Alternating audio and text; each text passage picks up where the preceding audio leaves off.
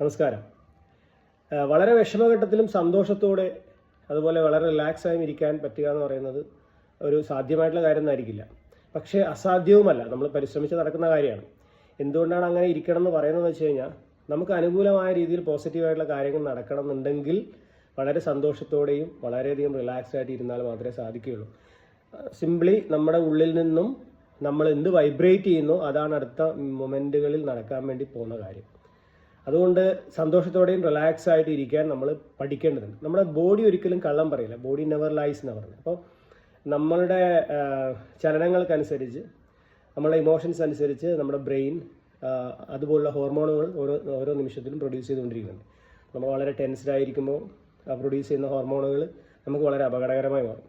എന്നാൽ നമ്മൾ സന്തോഷത്തോടെ ഇരിക്കുമ്പം നമുക്ക് അനുകൂലമായിട്ടുള്ള നമ്മളെ കൂടുതൽ സന്തോഷത്തിലേക്ക് നയിക്കുന്ന ഹോർമോണുകളാണത് നമുക്ക് തന്നുകൊണ്ടിരിക്കുന്നത്. അതാണ് സയൻസ് എന്ന് പറയുന്നത്. അപ്പോൾ നമ്മൾ വിഷമത്തിലാവുമ്പോൾ നമ്മുടെ ശരീരഭാഷ മൊത്തം വിഷമത്തിലോട്ട് പോകും. നമ്മൾ സന്തോഷത്തിലാവുമ്പോൾ ശരീരഭാഷയിലും ആ സന്തോഷം ഉണ്ടാവും അല്ലേ. അപ്പോൾ നമ്മൾ വിഷമിച്ചിരിക്കുന്ന സമയത്തും വെറുതെ മുഖം ഒന്ന് വക്രിച്ചൊന്ന് പുഞ്ചിരിക്കാൻ ശ്രമിച്ചാൽ തന്നെ ബോഡി റീഡ് ചെയ്യുന്നത്, ബ്രെയിൻ റീഡ് ചെയ്യുന്നത് നമ്മൾ ഹാപ്പിയാണെന്നാണ്.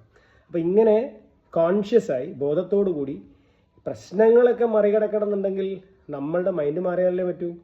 എന്തൊക്കെ പ്രശ്നങ്ങൾ നമ്മൾ മറികടന്നിട്ടുണ്ട്, ഇനി എത്ര പ്രശ്നങ്ങൾ മറികടക്കാനുണ്ടാവും. അപ്പോൾ നമുക്ക് മുന്നോട്ട് പോകണമെന്നുണ്ടെങ്കിൽ സന്തോഷവും സന്തോഷമല്ലേ വേണ്ടത്.